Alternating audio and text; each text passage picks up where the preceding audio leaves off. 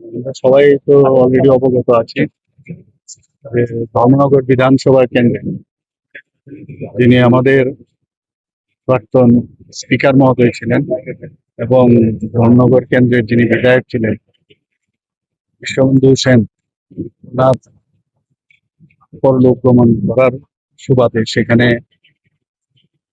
আমাদের by election হয়েছে, সবাই জানেন। সেখানে ভারতীয় জনতা পার্টির তরফ থেকে শ্রী জহর চক্রবর্তী মহোদয়কে মনোনয়ন দেওয়া হয়েছিল। উনি বিপুল ভোটে সেখানে জয়যুক্ত হয়েছেন।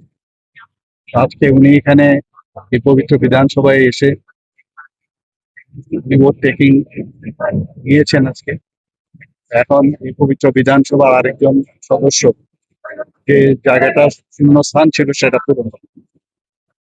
আমি ঈশ্বরের কাছে প্রার্থনা করি উনি যেন ওনার দায়িত্ব যথাযথভাবে পালন করবেন, শুধু ধর্মনগর এলাকার নয়, সমস্ত ত্রিপুরার জন্য কি কি আগামী দিনে কনস্ট্রাকটিভ যেসব চিন্তা ভাবনা সেই বিষয় নিয়ে বিধানসভায় আলোচনা করবে।